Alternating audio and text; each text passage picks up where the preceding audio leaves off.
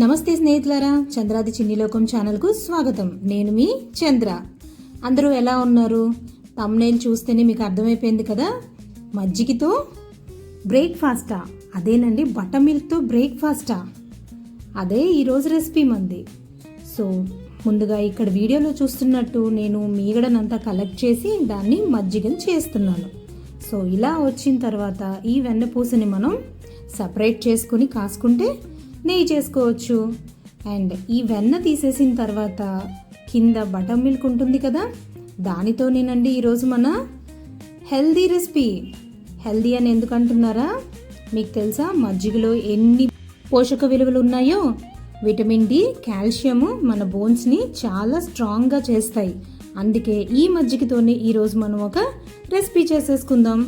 So ఇట్లా ఉన్న butter మిల్క్లో బియ్యపిండి, మీకు అవసరమైనంత బ్యాటర్ వచ్చేలాగా బియ్యపిండిని తీసుకోవాలి.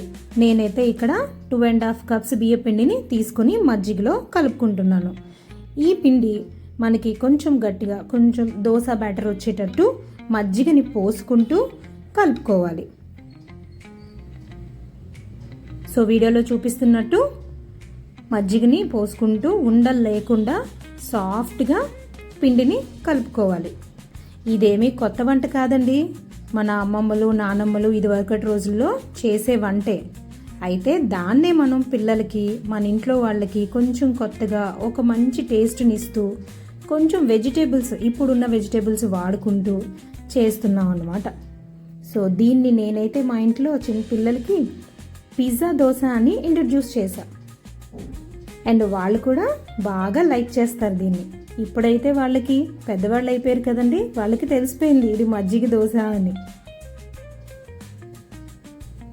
సో మనం పిల్లలకి చిన్నప్పుడే ఇలాంటి టేస్ట్లన్నీ అలవాటు చేస్తే పెద్దయ్యాక కూడా వాళ్ళకి అలవాటు అయిపోతాయి. సో ఇలా కలుపుకున్న పిండిలో మనం జీలకర్ర, ఉప్పు, కొంచెం కుకింగ్ సోడా, ఒక 1/2 స్పూన్ కుకింగ్ సోడా వేసుకోండి.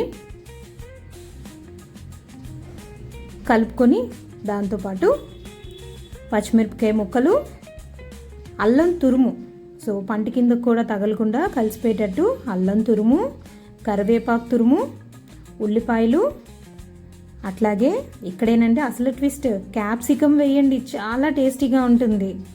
మీరు ఈ క్యాప్సికమ్ ప్లేస్లో క్యారెట్ని కూడా వాడుకోవచ్చు. సో ఇవన్నీ పిండిలో బాగా మిక్స్ చేయండి. మీరు ఈ దోశని వెంటనైనా వేసుకోవచ్చు, లేదంటే ఒక నైట్ అంతా పులియబెట్టి కూడా వేసుకోవచ్చు. పులియబెడితే ఒక టేస్ట్ ఉంటుంది, వెంటనే వేసుకుంటే ఇంకో టేస్ట్ ఉంటుంది.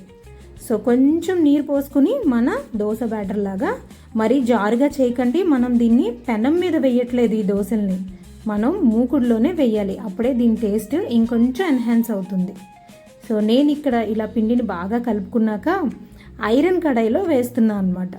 ఎంతైనా పాతకాలం వంట కదా, సో మనం కడాయిని కూడా అట్లాగే ఐరన్ది తీసుకోండి. కొంచెం నూనె వేసుకుని అది కొంచెం కాగిన తర్వాత ఈ పిండి మీకు దోశ ఎంత సైజు కావాలో దాన్ని బట్టి వేసుకోవచ్చు.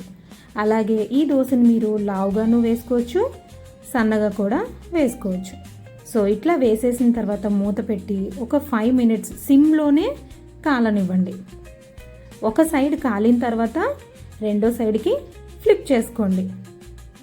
చూసారా, అంచుల వెమ్మడి క్రిస్పీనెస్తో మధ్యలో మెత్తగా స్పాంజ్ లాగా చాలా టేస్టీగా ఉంటుందన్నమాట ఈ దోశ.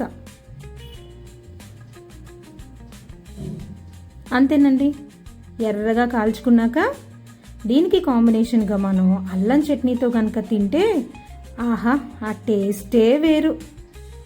సో చూసారు కదా, ఈ రెసిపీని మీరు కూడా ట్రై చేసి ఎలా వచ్చిందో కమెంట్లో తెలియచేయండి. అలాగే మీ ఫ్రెండ్స్ అండ్ ఫ్యామిలీ మెంబర్స్కి షేర్ చేయండి. ఈ వీడియో కనుక మీకు నచ్చినట్లయితే లైక్ చేయండి, షేర్ చేయండి. అలాగే ఛానల్ను సబ్స్క్రైబ్ చేసుకోండి. మీరు కూడా తప్పకుండా ఈ రెసిపీని ఒక్కసారి మీరు ఇంట్లో ట్రై చేస్తారని ఆశిస్తున్నాను. Thank you.